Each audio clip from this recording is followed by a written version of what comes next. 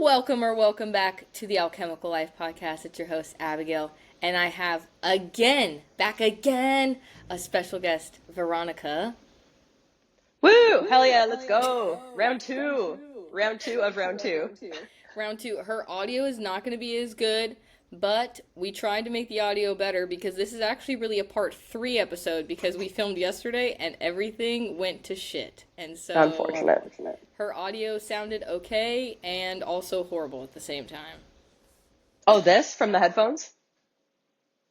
From last episode, the episode we tried to film yesterday with the echo bullshit. Yeah, that's too bad. That's all right. Second time's a charm. I think this one will be better. We're gonna pull the pin on this fun sparkling water. We're gonna get going. God, way to rip it, girl. Thank you.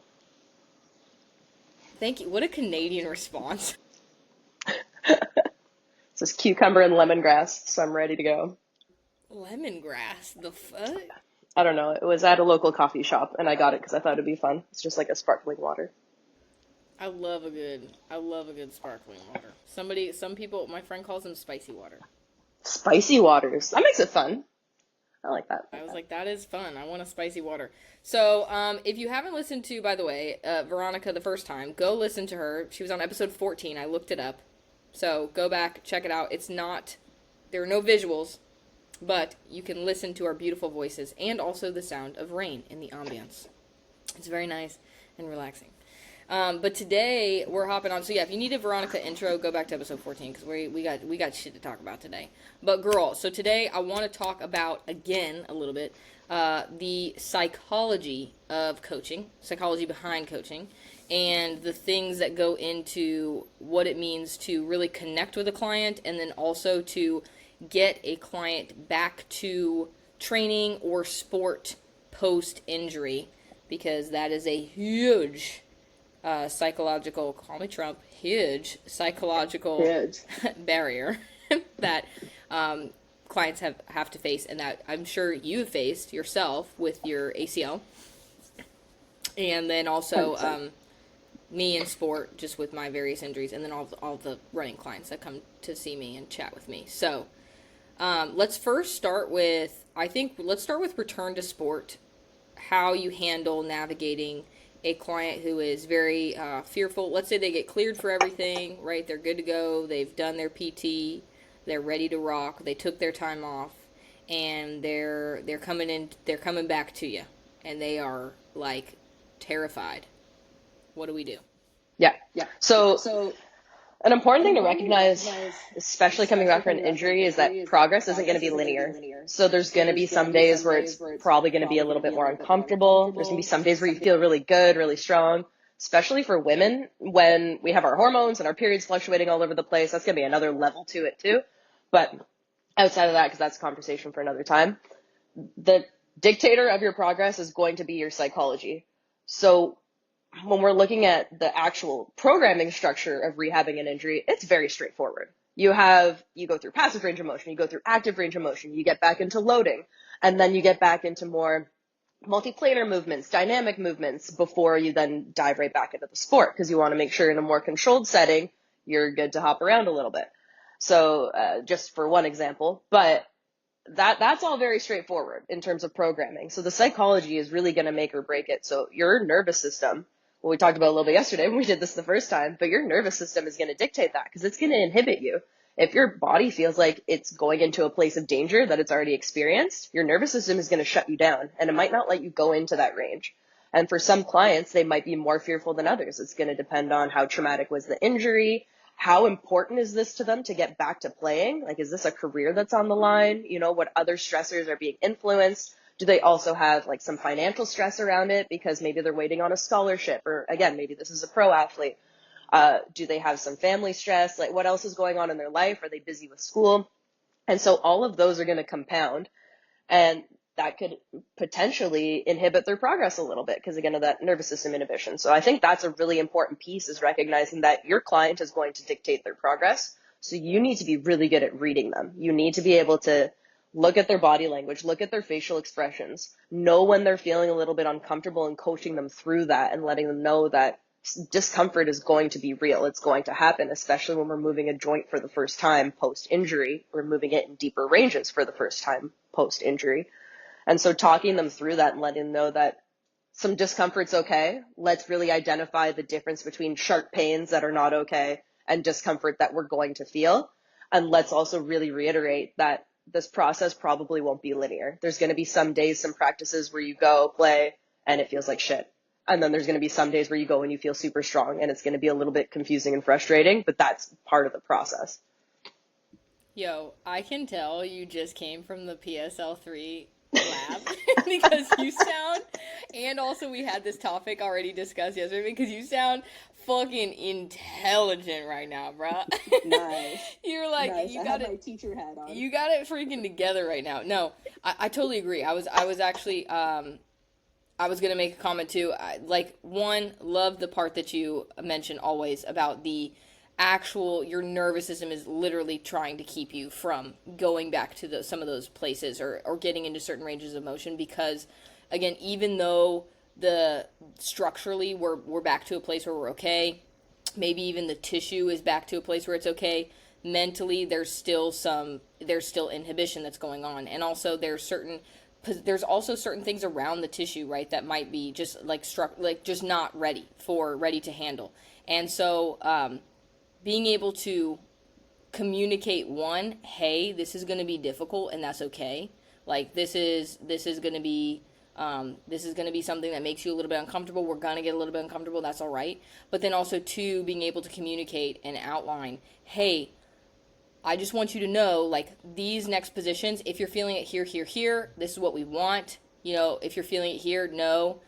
Or being able to say, hey, if you're experiencing like a level 3-4 kind of pain ache-ish situation while we're doing this, totally fine. Actually, we encourage it. It's totally normal, and I expect that to happen as we're moving into this position. If you feel it really bad, or if it's a sharp pain, let me know. We're gonna stop. Like, I don't want you to feel that. Tomorrow you might feel sore. If you feel a little achy here, a little sore here, totally normal. If you feel sore here though, just let me know, because it means, or if you feel, pain tomorrow, just let me know, because it means we probably pushed a little bit. Being able, truly being able to just communicate to your clients, hey, this is what's good, this is what's normal, this is what's supposed to happen, and this is what's not, I think oftentimes takes some of the psychological component to pain away, because they realize, okay, I'm safe. It's like, I'm safe to experience pain. I'm safe to experience discomfort, and in that, you actually experience less discomfort and pain, because other than the actual nociception, pain receptors that are going off, right, that you're experiencing in your body, a lot of pain is just psychological. And it's a lot of the time it's you working yourself up and getting overwhelmed and saying, oh no, I feel this little bit of pain, oh my god, it could come back, it could get worse. And then there's this huge spiraling fear of, I don't want to feel this again, and I cannot feel this again. And it's like the fear of feeling it again becomes the pain that you're feeling right now. I've experienced it, and I know I've watched clients begin to get that feeling of, oh no, and I always know that if that has happened, it's because, or I've learned that if that's happened, it's because I didn't do my job in communicating to them that it's safe to feel this way, this is normal, whatever. 100%. I think it's really to let clients and other coaches know that there's sometimes this hard head mentality. And I love the hard head mentality. I'm a hard head. I'm stubborn as hell. I tell myself all the time in the middle of a workout, don't be a little bitch. Just go heavier, do it faster, do it harder, whatever it may be.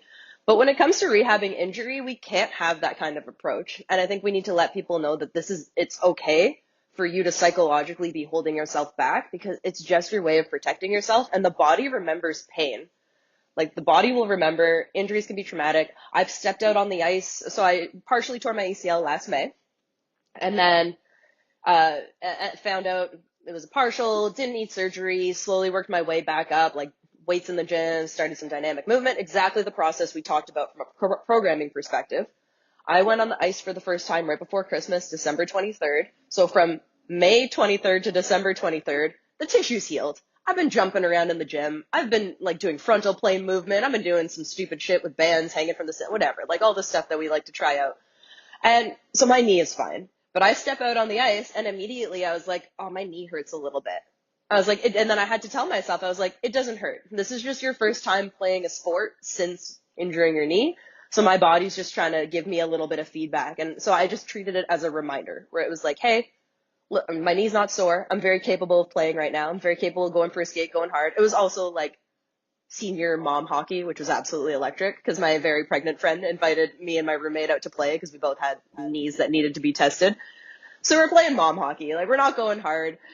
And I was like, my knee is fine. It's all good. And by the end of the game, they were like, how's your knee? And I was like, great. Feels awesome. So I just had to remind myself, okay, my brain's just reminding me that this is something to be aware of, but I'm not in pain. I'm not hurt.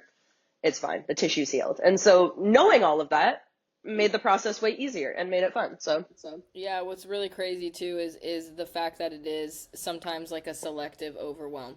Like the psychological component to it is selective because you got hurt. It's interesting too because you got hurt at playing soccer, like a pickup game of soccer, right? it was, oh, this is going to be so embarrassing. It was an electric game of co-ed ultimate frisbee. So it was not soccer. I wish it was soccer. That would be cooler. But it was, so you're playing this ultimate frisbee, right? And it's like, it's not like you went back to ultimate frisbee and started freaking out. It's like you just went on to like an ice rink. It was another sport, but it was because it was still the element of now we're playing in this chaotic environment. I'm not in the training room. One, because you feel safer there because you're a coach. Two, it genuinely, the training room is a safer environment to train in. We consider it actually a safe environment, and we consider sport the chaotic environment. It's like now that you're going out to that chaotic environment, you now are feeling, oh, even though I'm trained for this and I'm ready, whatever, that's where the fear comes back of like, oh shit, like this, I cannot have this happen again. And immediately, because of your brain, you're now more careful. And actually, that fear, that caution that you take, if you had not told yourself and known, like, hey, we're good, whatever, that caution in some ways can lead to compensation, which can lead to injury and pain and making it worse down the line. And I've had to have conversations with my clients about that, where I'm like, they'll get done and they're like, oh man, I did this and my knee's really sore. And I'll ask certain questions because in some ways I know that they can handle the volume that I'm giving them. I know that they can. And so I'm asking questions and I'm just inquiring. And based on the answers that they're giving me, it's like, oh, they've changed their gait. They're moving different. They're not moving. And it's like, because I'm not around them, they're doing a session, without me or whatever. I'm like, so I have to tell them in some kind, in like a strategic way, essentially, you hurt your knee by being afraid of hurting your knee, or you hurt your hip right now, like your hip is sore because you were afraid of your hip being sore and you started moving like a fucking weirdo, and because of that you feel like shit now. And so there's a certain level of, okay, now I have a mental note of, I need to make sure that when they go out and on their own, they truly are autonomous and feel confident in their autonomy to be able to move in a way that I need them to, and not be afraid and not have any kind of compensatory patterns that occur. And I know coaches hate the word compensation because it got fucking bastardized, but it's real. Like, that is a real word. So everything in the fitness industry has gotten bastardized at some point, but it's like everything also has a place, and you just have to know where to use it and where it's applicable. 100%. Same situation. I had a client a few weeks ago with a nasty ankle sprain. And it's funny because you said it, the gym is a controlled environment. We as coaches know that. I don't know if other people know that though. So it's up to us to explain that to them, why the gym is going to be helpful. Because I've got these young athletes that spend 6 days a week doing their sport and they only see me once or twice a week. So for me, when they come to see me, that's kind of the foreign thing. That's not what they're used to. They're used to being on the field. They're used to being on the ice. That's natural to them. Coming into the gym is a bit more challenging because it's different positions. It's not necessarily the things that they've been doing since they were 7 years old playing the sport, right? So when they come to see me, I had a client come in, nasty ankle sprain a couple weeks ago. Finally, once the swelling went down, she was back on the ice skating again. And so when I had her come in for a session, I said, okay, today we're going to move it more today. Like, we're not just going to do upper body and do some mobility. We're going to move the ankle. And within the first 5 minutes, she was like, man, this hurts. Like, I got a game tomorrow. You're going to light me up here. I was like, trust me. I was like, pain that you're feeling right now, the discomfort, because I knew the position she was in. We talked about what kind of pain it was. I was like, the positions you're in right now are going to be helpful for your game tomorrow. We need to get it moving, because if we don't move that joint now, then you're going to create some compensatory patterns, and we're going to have other problems. Because she also has had like issues with her low back all season, because again, hockey players just have tight hips, so it's like super common. But I was like, look, your back's finally feeling good again. if we don't get this ankle moving, you're going to be walking around funny and your back's probably going to start to hurt again because your hips are going to be off. So I said, moving now will be more helpful later. I said, and trust me, like the pain, it's going to hurt because again, it's been locked up for a week in a boot. So I was like, we got to move it. Once we start moving it, it'll feel better. Sure enough, like during the session, it was like, okay, like we moved it to the extent that I think we could have and then pivoted. And I got a text later that night and she was like, yeah, my ankle actually feels way better now. I was like, sick. Okay, there we go. And so we just needed the explanation. And then she needed that reinforcement later that night knowing, oh, okay, it's not actually worse, it's better. So that discomfort I felt was important. What did you take her through, drill-wise? Just a couple, just like name a few things. Hilarious that literally what I posted in the video yesterday, that's what all of my videos I make just based off of things that I do with clients because it's just what's on the top of my head. But when she first came in with the boot, it was like day or two after injury and it was swollen as hell. So I was like, all right, I want you to go home and ice this immediately after we're done. We're going to do bench today. And so we did some upper body and just had her crank out a workout to feel good, get some endorphins flowing, talk about her day. And then I gave her some homework to do for passive range of motion, just kept her on the icing train. And then once she said she was going to start to play again, I sent her, she was going away to a tournament that weekend. So I sent her a couple of videos for passive and active range of motion, some things to do before the game. She loved like the voodoo floss, like the tight wrap. And then just doing a couple mobility drills with it. I don't use it all the time. The only time I've ever really used it is with ankles, and it's just because it's a ton of connective tissue, so it helps a little bit if there's a lot of inflammation just to get the joint moving. So we used that. That seemed to help. And then once she was back playing. So at that point, I'm like, okay, well, you're moving it. So it was the session after that tournament weekend where I was like, okay, now we're going to load it again because you've already been loading it on the ice. Again, you're locked up in a boot when you're playing hockey, so it's a little bit different. I was like, you're already loading it when you're skating. So let's load it in some deeper ranges here in the gym where we can control it. And so, yeah, we just went, again, some passive range of motion with bands, like just pulling the foot in and out of dorsiflexion, plantar flexion, inversion, eversion, then going into more active ranges of motion. So like a half kneeling, just like keep the foot down, let the knee travel forward, doing some seated calf raises to slowly start to load it and get some tibial translation. Because again, that'll help with the ankle mobility long term. And then once she was back in the gym with me, it was like, all right, let's go into whatever lunge variation we can get into today. Because at first her back foot was a little bit sore. Like it was hard to like just be on her toes for the ankle. So it's okay. What lunge variation is going to work? We did some goblet squats just to get a little bit of knee travel, get her hips in a deep range. And so just standard strength training at that point with whatever she felt comfortable with. And then sure enough, like got the text later that night. I was like, yeah, all good. Feels good. So perfect. Yeah, people don't realize too, like when you're dealing with a potential immobility or restriction at the ankle, you're also now going to see restriction in terms of tibial rotation, and that tibial rotation is going to fuck up femoral rotation, and then the femoral rotation is going to fuck up the hip, and then that hip's going to fuck up the yeah, back, that's and truly then see you later shoulders. Yeah, ankle bones connected to the shin bone. Yeah, it's truly how that goes. Whenever you're dealing with a client who is timid coming in to see you, whenever you're dealing with, or the psychology of relationship and trust building, how do you go about that? Because I do think that and as we talked about, we're talking about again, just I want to preface this with, let's just assume it's in a gym setting, because obviously I'm in a private location, so it's a little bit different. You already have that intimacy there, so it's a little bit easier. But whenever you're in a gym and someone comes in and maybe they've had a bad experience with the coach, maybe they've never had an experience with the coach, maybe they're just timid in general, maybe they hate gyms or they're scared to be in a gym. I have a lot of female clients that have come to me and they're just like, this is intimidating. So how do you go about navigating all of that? So for more timid clients, it's just about easing them into it. With a structured warm-up, the warm-up is always set up in a way, like you talked about pain receptors. So pain travels super slowly through the nervous system. Stimulus from things like exercise, so whether it's like a deep stretch or whether it's loading something, proprioception for stability work, that's a much faster stimulus. So if we're talking from the perspective of pain, we got to have that intermediate stimulus, something that's going to ease them in to the workout so that we don't just go from being in pain and being scared to like this really fast moving stimulus, because then that's what's going to make the body hold back. And right, like we talked about the inhibition before.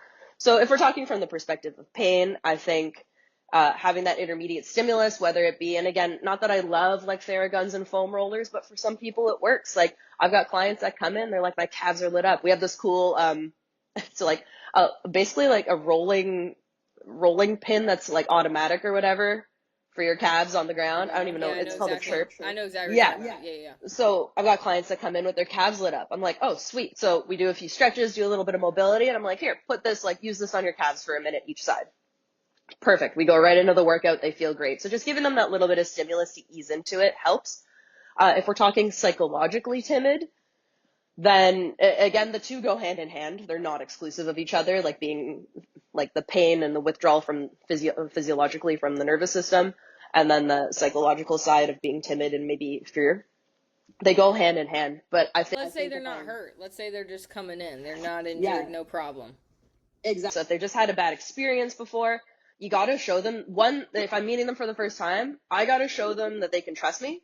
So my immediate response is to read their body language, get to know them a little bit, find out how they learn, find out why they're scared, and then maybe don't do those things in the first session. Like if somebody said they got hurt squatting with their old trainer, I'm not going to make them squat in the first session. I'm not saying that we'll never squat, and I'll explain that to them. I'll say, well, I think squatting is really important for X, Y, and Z reasons. We're not going to do it today, though. We're going to do this instead. And so just being able to read the person and then show them that you know your shit. Like make sure that you talked about it yesterday and you can talk about it a bit more, but once in a while throw in a big word in there to just show that not to be a dick and to try and outsmart people, but it's like to show them that you know what you're talking about. My biggest thing is showing them physically in terms of, okay, we're going to do this exercise and now you're not going to feel as much pain anymore. Or now you're going to feel better when you walk out. So if I have them walking out of the session physically feeling better than when they walked in, that right there tells them that I know what I'm doing. Because they gave me this little bit of information. And with that, I was able to put them in certain positions. Be like, okay, how are we feeling so far in the workout? If they're like, oh, really good. Like my shoulder actually feels really solid. Like my hips are a little looser. Great. That's trust right there. That's all I need in the first couple hours. And then from there, we can take off with a solid program. Yeah, those are all freaking great. Yes, I use all those same techniques to connect with clients. And I think this is where, and this isn't like, there's no sexism here, but I think that women are more intuitive and pick up on this better. I think this is where like female coaches actually do better and like shine in this area is, we can just observe better. And I like to, usually start where I can get my client in a quieter space, away from people, not a lot of noise, we can talk. I want to know really like why they're here to see me. If they haven't already filled out an intake form prior, right, these are like the initial questions. I really want to know why, what it is. I want to know like in depth what's going on. And so being able to ask the right questions. And then two, yeah, I do like to throw a couple of big words in there, and not in a way that they can't understand what I'm saying, but just so that they know that I'm not some dimwit like potentially they've worked with previously, because there are a lot of dumb fucking coaches out there, to be honest, who've spouted a lot of horseshit. And so I want them to know, like, oh, this is somebody who's like, she reads, bruh. She reads. Like, she knows what you're doing. She's getting certifications and stuff. Yeah. And then she educated. Yeah, exactly, bro. And then also I'm paying attention to my client in terms of, body language and how they're speaking, and I'm going to place them in the gym and on certain machines or not on certain machines or in certain, like, I'm going to place them in a certain way, both physically in the gym and choosing the exercise and the selection based on what they're telling me and how they're talking to me. And then, I'm also like, the big thing is communication. Like, I want to be able to actively communicate to them, hey, this is what I want out of the session today. I'm always like, if you leave feeling not that like sore, whatever, I'd rather you leave feeling energized and like, oh wow, we didn't even get a workout in, because then we can figure out the baseline. I don't want you to leave feeling wrecked. So this is where, like, I always say, these next few sessions are me trying to get to know you and your body and what's going on. And this is where we figure out where our baseline is. And just in communicating that, they don't feel, potentially like cheated on a session because they weren't super sore. And they also know that I give a shit and I care, and I'm really still like evaluating them actively as we're training and as we're in a session, even post potential evaluation we've already done. So those are all things that I'm looking at. And then I'm also just trying to engage with them. Like I want to know who they are as a person. Like I also want them to know that I'm a human and they're a human and we're just interacting and having fun. And I don't want them to necessarily feel like I'm with Coach Abigail or I'm with Trainer Abigail. Like it's just like we're just friends and we're talking. So like I'm gonna pick up on things like with their history and their intake form. I want to pick up on little things about their family, about what they do, about their, nutrition, and oh my god, you love this, and oh, have you tried this restaurant or whatever, and we're talking and we go off and we're kind of riffing off of each other, and that way we find a point of connection, and they're much more likely to one, be able to embrace what I'm saying, all that high brain stuff and the professional stuff. They're actually more likely to embrace that with the friendship connection we have. And two, they just feel heard and seen, and like they're like, oh, this is cool, and she's just a human, and we're engaging. And they also are distracted a little bit if they come in really timid and scared. They're now distracted from that sense of this is a personal training session, and they feel like, oh, we're just having a conversation, which is cool. Yeah, 100%. All of those things, the intake process, all of it, and follow-ups. Follow-ups are huge too. If it's a new client after the session, a couple hours later, send them a message, see how they feel after the session. The next morning, say, hey, how are we feeling today? Trying to gauge volume for our next session. Like you said, part of that communication, because people think they're just there to get crushed. It's like, no, I'm here to make you better. Sometimes that means you will get crushed. Sometimes that means I need you to be able to move the next day, depending on what we're doing. So following up with them, communicating outside of the gym so that when they leave, you don't just forget about them until the next time you see them. And read the room too. Like if you have an older client who doesn't like to text, pick up the phone and call them, or send them an email so it's a bit more formal. Like some people are like that. I've got young clients that all they do is text. If I ever called them, they'd never answer. So I'm like, no, never. And some of them even communicate with me through Instagram DMs. They're like, like this feels great after the workout. I'm like, sick. But then other clients, like emails, calls, whatever maybe, but make sure that you're following up with those people. And you brought up a great point about physically orienting your client in the gym. And this is something that's probably just ingrained in me because this was something we were taught in the commercial space. But if somebody's timid coming into the gym, don't have them do like a dead bug in the middle of the floor where their ass is facing the group class that's going on right next to you. Like put them in a position where they feel comfortable, where their body's oriented. I had the massage table out for a couple clients before, and I'm just like taking the Theragun, and it's just something nice. Like they're not feeling great, and it's like, okay, you know what?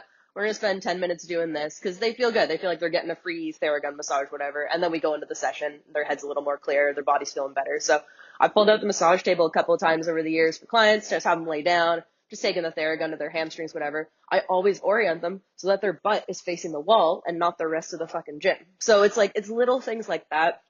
And I think that's where you said, not to say, I think guy trainers are good at it too. I think good coaches are good at all these things. But I think women just are a bit more intuitive with it. And it was like when I met up with Zach Zillner, he let me shout out Zach. He let me shadow him for a couple days when I went to Texas last fall. And we were just chatting on the sideline during the women's basketball practice. And he said to me, we were talking about females in the industry. He said, everyone in general, like the stereotype is that women's emotions hold them back. He's like, in this industry, it's a fucking superpower. Like the empathy and the ability to read people when you walk into a room is a superpower, and it's so undervalued. And that's right away. I already knew he was a cool guy, but as soon as he said that, I was like, this is the coolest man alive. And I knew right away. But it's true. Like having that extra little bit of ability to read those emotions and understand where people are coming from, and probably personally having some experiences where I felt uncomfortable as a female in the gym, right? Like, when it comes from a personal experience, you just think about those things a little bit more of, okay, where are we sitting down to have this intake conversation so that I can ask you these big questions and you feel comfortable to answer? Or where can I position you in this exercise so that you're not worried about everybody looking at you, you're focused on the exercise. So little things. Yeah, I think that's awesome. All very valid points.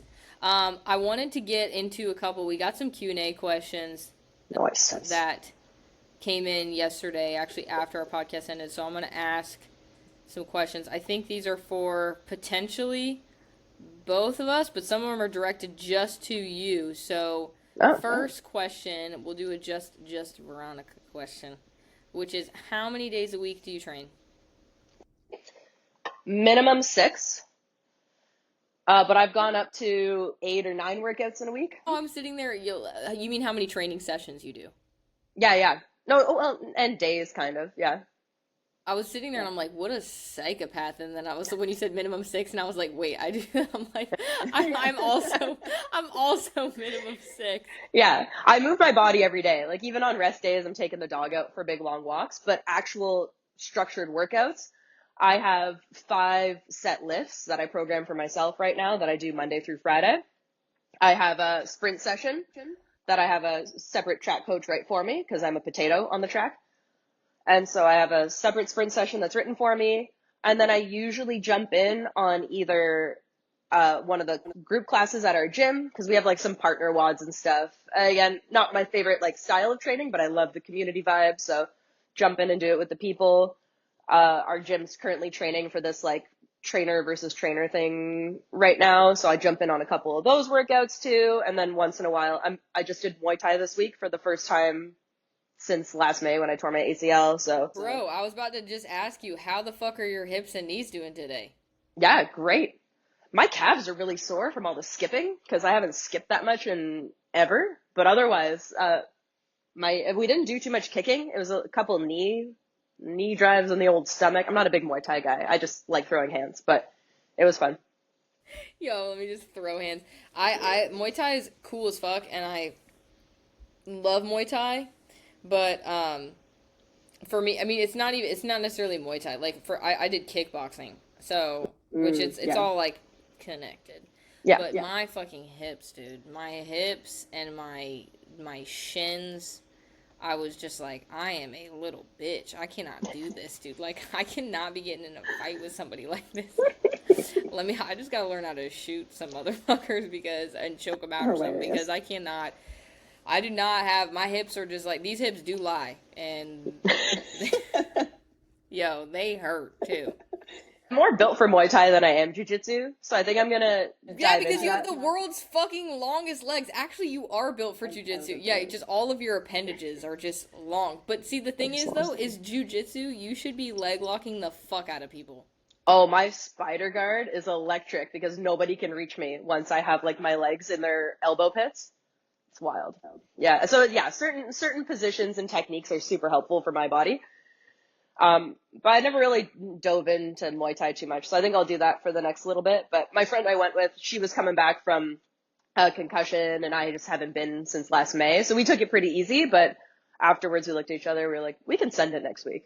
Let's see what happens. Let's get in trouble. Let's get into some nerdish shit. Let's make the instructor hate us. Yeah, exactly. Okay, can either one of you do a muscle up, and if yes, any advice?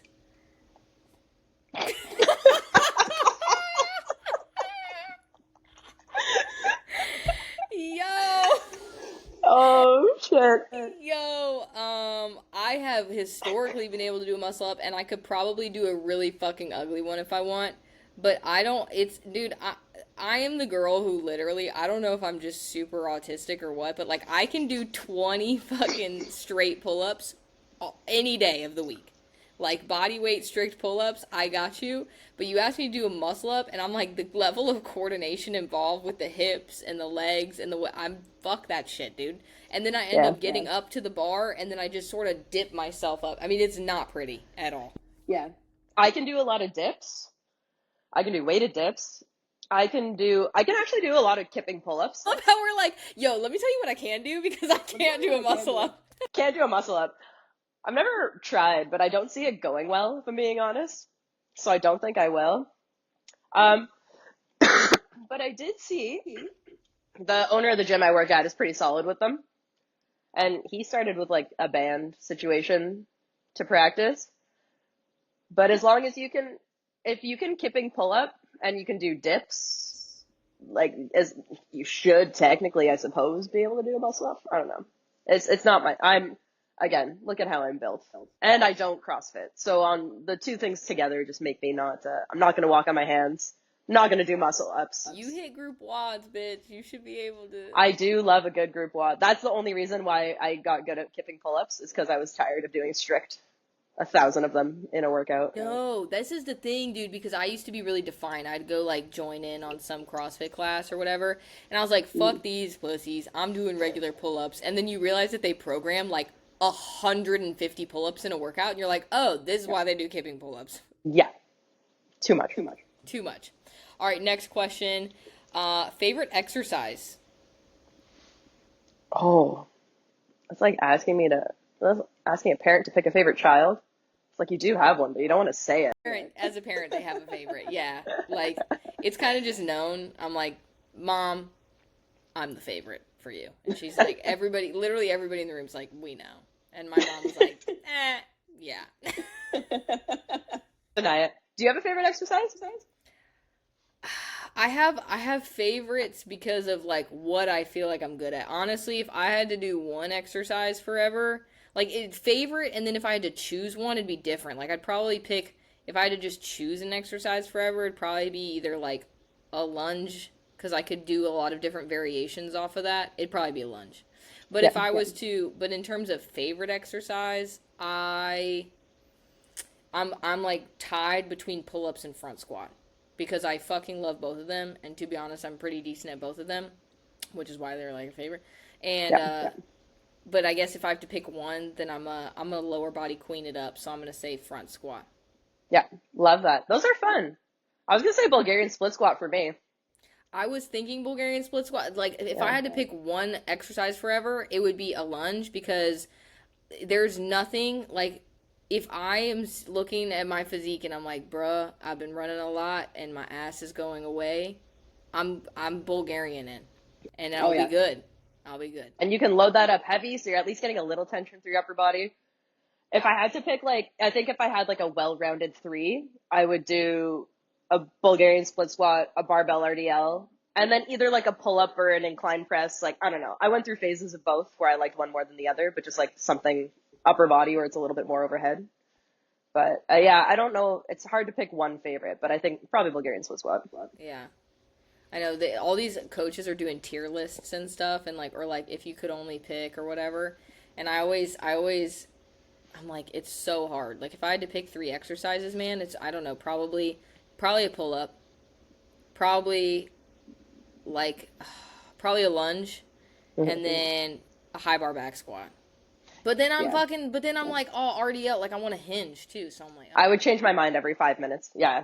And then also I'm sitting there and I'm like, but what about dips? Yeah. Oh, I love dips. You know what I'm saying? It's push-ups. Like, I love, like, a push-ups. Oh, yeah. I don't know. We are weird. We're like, God, I love a good push-up. Gets the people going. Ain't nothing better. All right, next question. Do we have any races or events coming up? I do. Yeah, talk about it. I have there's 5Ks. I have a springtime 5K in the last week of March. I have a Palace 5K where you basically run to a bar and then drink. And that is the second week of April. Love that. That's my kind of event. It's the most Tallafucking-Hassy event you could have, to be honest. It's the most FSU event you could host. And let me tell you, when I say everybody comes out for that shit. Nice. And then I have, oh my God, I have the Two Bears 5K in Tampa. So Bert Kreischer and Tom Segura and Jelly Roll, they're all putting on their 5K. Nice. And I have that. And May the 4th be with me on this 5K. May the 4th. Yeah. Nice. That's my brother's birthday. Big day.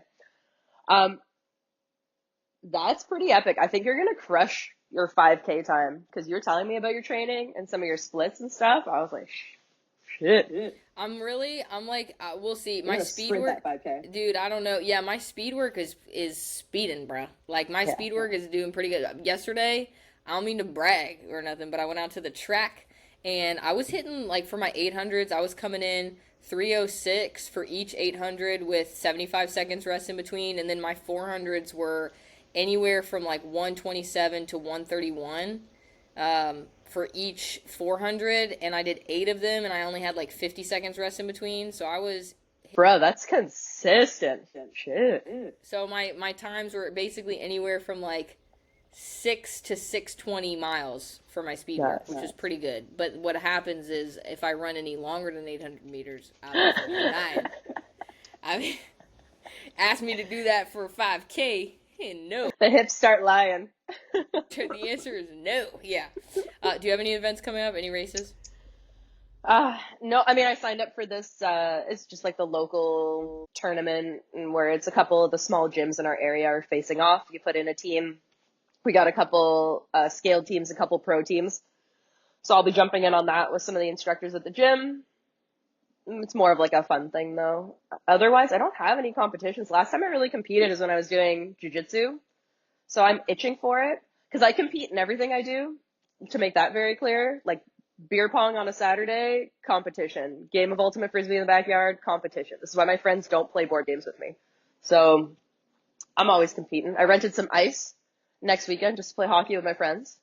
So that'll be, yeah, big game coming up. It'll be absolutely electric. So I'm just there. I'd just be there to get in fights on the ice. oh, I got friends that are just gonna coach on the bench and just stand there with like a beer and a Yeti cup and just yell at us to skate harder. So it'll be good. All right. So, who is the most well-known person you've trained? The most well-known person that I've trained. It just depends on what you define as well-known. I mean, like Terrion Arnold? Yeah, Terrion Arnold from camp. A couple guys from Georgia that I was with this year for the L3. Malachi Starks. Arian Smith. They're pretty well known in the world of college football. JC Latham. I was with him last year for L3. He was picked seventh overall in the NFL draft. He's a lineman for O-line for Tennessee Titans. And then in the world of jiu-jitsu, like I've trained Kayla Patterson, who's been on UFC Fight Pass like 4 or 5 times for Eddie Bravo Invitational and Medusa fights. So shit, I trained Francisco Lowe for a little bit, and he's super huge in jiu-jitsu. Yeah, I forgot about that. Fuck. Yeah, I did do that. I forgot about that. Yeah, probably the guys from Combine Camp though are like the most widely known. Probably JC and Terry. I worked directly with JC, so for me, probably him. Yeah, I'm trying to think who Jaron Cooper for me, probably who I directly. Yeah, he had a great rookie season. He lit it up on the Packers. Oh. He fucking killed it. Yeah, Edge is like the most nonchalant dude, bro. Like he's just like, let me just be a casual motherfucking unit. Yeah. I was telling people too about they were asking like guys that are now playing in the NFL, and I was talking about JC, and I was like, it was funny because I'm gonna go ahead and say it, you're more jacked than me. And so when we were at camp last year, they put me, I was like the least jacked coach there, with the biggest guy. So he's like 6'6" and well over 300 pounds. And so when I would try to help him off the ground, because you never did leave a player on the ground, I was like bracing myself against the rig and trying to not fall over as I'm like trying to get him off the floor.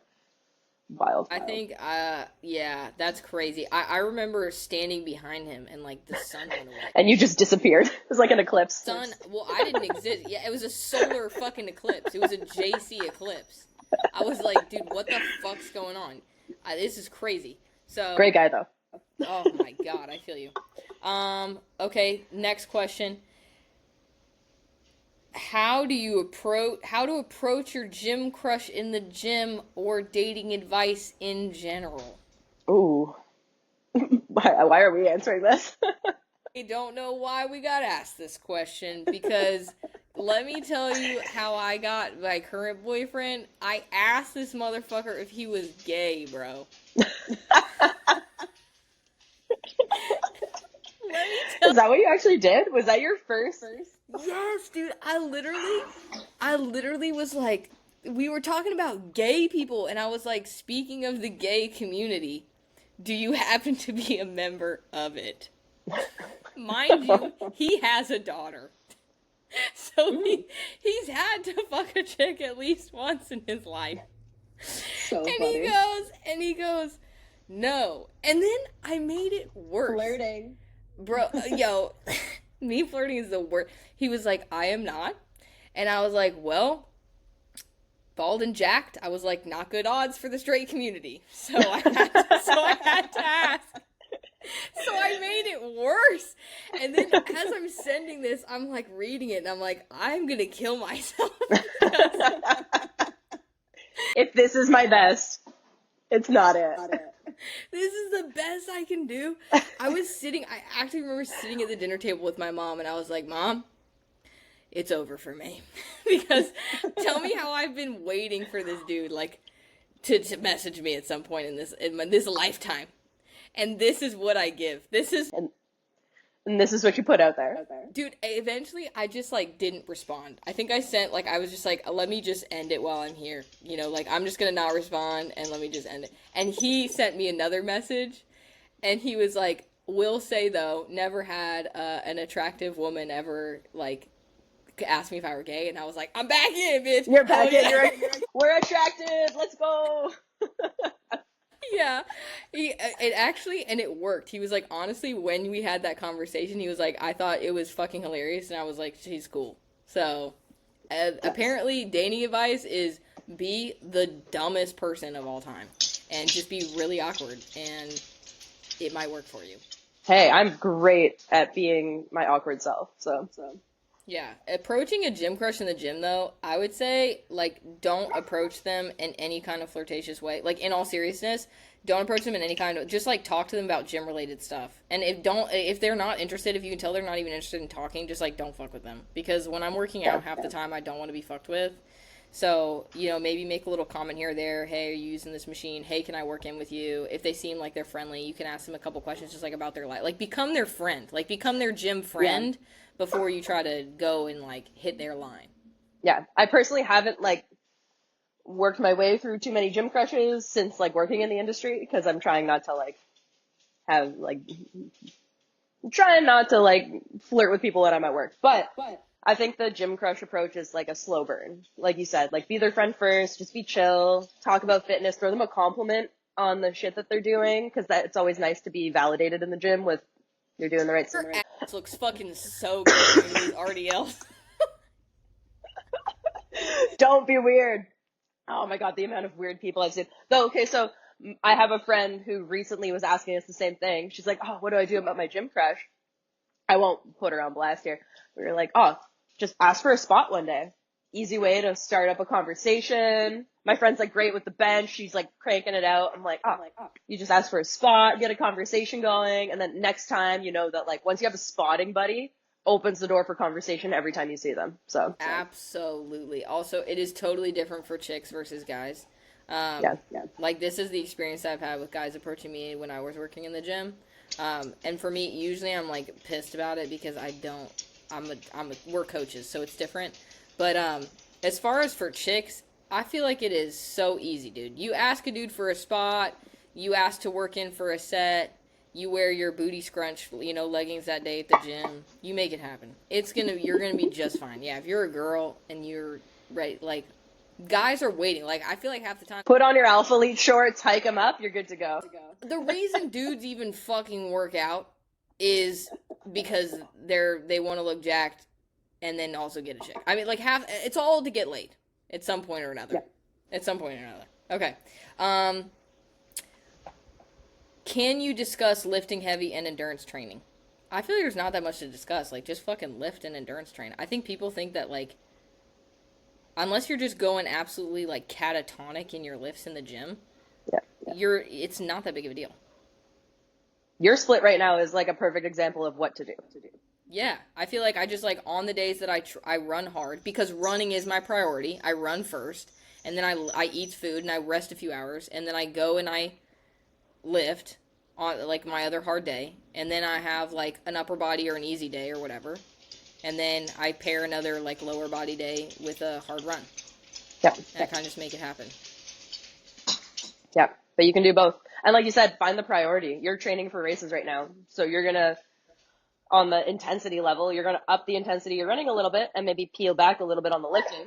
If, Jasmine, stop barking. Why do you always have to demand to go outside when we're doing things? And then, Jazzy Boop.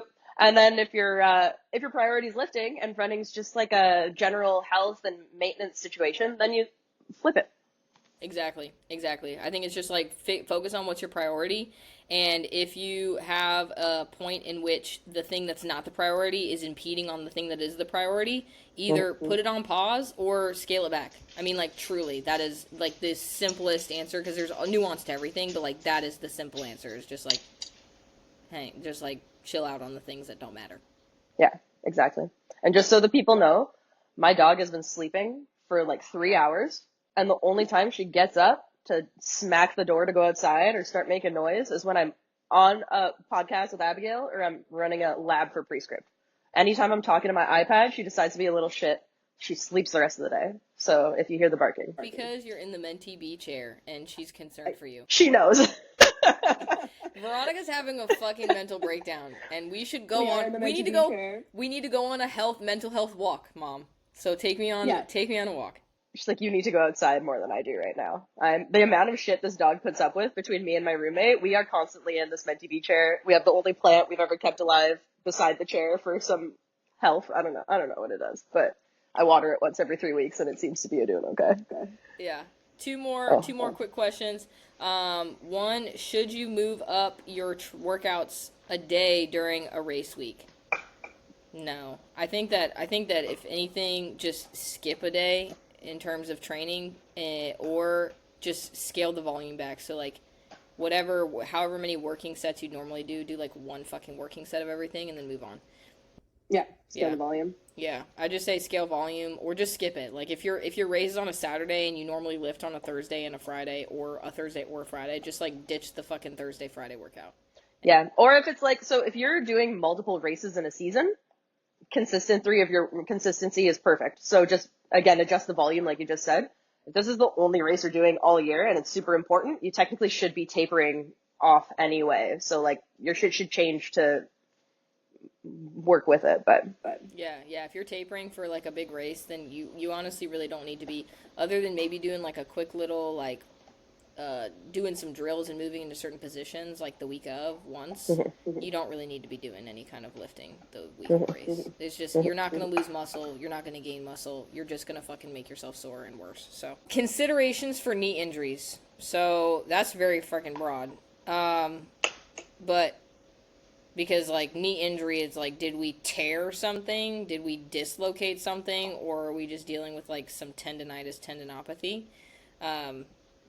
Are we just dealing with like achy painy? Let's just assume that knee injury, it's not super, if it's like direct blunt trauma, let's keep that off, because usually because that's so many different avenues, whether or not it's surgical, like is it surgery, not surgery, are we going to a PT, have we not gone to a PT, how long are they out for, whatever, when are they returning, is this like, are we assuming that they're ready to return to training? That's a lot. So let's just say someone's coming in with like achy painy, tendonitis, tendinopathy shit. Okay. First thing is what's going on with the foot and the hip. Because if the knee is sore, then something, just like his foot's probably not doing something, and then the hip's probably not doing something. So look at the foot and the hip. And then if we want to look at directly alleviating the knee to prime for a workout, we'll say, hamstring's the primary functional stabilizer of the knee. So jack up your hamstrings, and work the hamstring from the perspective of the knee, because it crosses both the knee and the hip joint. So don't just hinge, like leg curl. So any people that I have on my roster that have knee issues, we do some eccentric sliders with my clients. If they listen to this, I don't think they will, it's okay. But if they do, maybe, hopefully, they will know right away exactly what I'm about to say, that at the start of every workout, I throw a slider on the turf for them, and they do a few eccentric sliders just to get their hamstring jacked up a little bit, get it moving. And then from there, everything else in the workout is dictated based on those foot and hip positions that we need to address so that the knee doesn't have to take so much torque. So. Absolutely, dude, you're speaking my fucking love language. I literally can't tell you how many times I have my clients come in with any kind of knee or hip pain, and it's we're starting with some kind of bridge or ham curl variation, and we're going off of there, we're getting some hip extension, we're loading into the glute a little bit, we're doing it from a knee flex position, and we're getting a little stimulus to the hamstring. We might do an iso, just depends. And then as we go about the session, it's how bad's the knee, how bad's the hip, do we need to just scale it and be doing split squat isos? Can we move and load into the glute? Are we doing some kind of RDL, single leg RDL variation? Can we do we need to work on training loading into the glute a little bit more without having the potentially, single leg RDL can be a very challenging exercise, especially when you're trying to keep the pelvis neutral. So like maybe we're doing like a high box step down variation, you know. And then I'm also looking at adductors, not like that's not training the adductors, but direct work. So like I might have them do some kind of like Copenhagen plank or some kind of lateral lunge variation, right? We're just trying to essentially change how the body is handling force, like truly how the body. And so, and also whenever we're doing these things too, you have to make note of the foot is in contact with the ground the whole time. So we're getting work at the foot as we're training the hip, as we're training the adductors, as we're training the glutes, whatever. Like we're getting work done via the foot. So oftentimes with me and my coaching, like I'm looking at the foot more than I'm even looking at the hip, because if you're tracking again, like where the foot is, pronation, tibial rotation, femoral rotation, like I know where the hip's going to be. Like I know where they're loading into based on where their foot is, and then based on like how they're loading or not loading efficiently, I'm going to get their foot under some wedges. It's the only fucking reason I use wedges is literally just to manipulate range of motion at the foot. That's it. That's like 100%. you see all these fancy fucking foot wedge things. Everybody who's listening to this, if you don't know what it means, the only reason, if a good coach is doing their job, they're just trying to change where your foot pressure is so that you fucking load into the thing that they need to better. That's it. Mm-hmm. None of this added dorsiflexion bullshit. It's just foot pressure. It's just foot pressure, dude. It's just foot pressure. Yeah. I mean, you might, like, I might put them on a heel wedge, but oftentimes I will say, like, if they can't do a fucking squat without a heel wedge at all, then we're doing a different exercise, bro. Like, we have other problems. Yeah. Like, there's something going on that needs to be addressed. Yeah. We have other shit going on, and oftentimes, too, like, the wedge does not do as much as, in my experience coaching, like, if I see somebody with a severely limited range of motion in a squat, a heel wedge isn't going to actually change that very much. Because usually there's a problem with stability around the pelvis and just getting into that deep hip flex position. It has, like, the ankle is, like, the last fucking thing we're concerned about. I'm like, your ankle's not moving, but, like, you can't even get low enough for your ankle to have a problem moving. And it's the foot pressure thing, too. We talked about it yesterday, again, when we filmed this the first time. But we don't want to move back and forth in the foot. We want to move, like, almost, again, you want to keep your foot fully planted at all times with contact. But as that foot as the foot pronates, you're moving into internal rotation at the hip. And as the foot supinates, you're moving into external rotation through the hip. So if your foot's not planted and you can't allow for that shift, you're not going to be able to find stability through your hip in any of those movements. So if you're just rocking back and forth, and depending on the client, sometimes the heel wedge is really helpful, and sometimes it just pushes them more into their toes. It's like, all right, well, now we're not doing anything. Yeah, and then they're just rocking, like their knees are moving and their hips aren't moving anywhere, and it's just like, this is the ugliest. Yeah, this is the ugliest thing I've ever seen. Okay, that's pretty good. We didn't do coaching icks. I feel like that should be our next episode. Let's just go unhinged on the next. This was much more intellectual than the one we filmed yesterday, though. I think we did a good job. I think we did it too. We sound super fucking smart.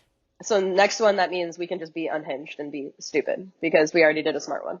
Absolutely. Next one, we'll just have a list. We'll have a list drafted up of all of our trainer icks, all of the coaching icks, and I think we should just go freaking crazy. Love it. Okay.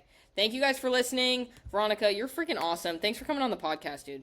Hell yeah. Thanks, buddy. Anytime. Always appreciate hanging out. Absolutely. If you guys do not know Veronica and you want to get to know her better, hopefully you got to know her pretty well because you already listened to episode 14 and you're also listening to this episode. You can follow her at Veronica Zuccala. Zuccala. Yeah, good for you. Look at you. If I say this last name wrong, I'll be so pissed at myself. But you can follow her there. It's Veronica. Just, you should know how to spell Veronica. And then Zuccala is Zuccala. Very American. Love to see it. Yes, and then you can just check out all of her content there because she's the dopest. Thanks, buddy. Appreciate it. All right, we're logging off. Bye. Veronica, See ya. Until next time.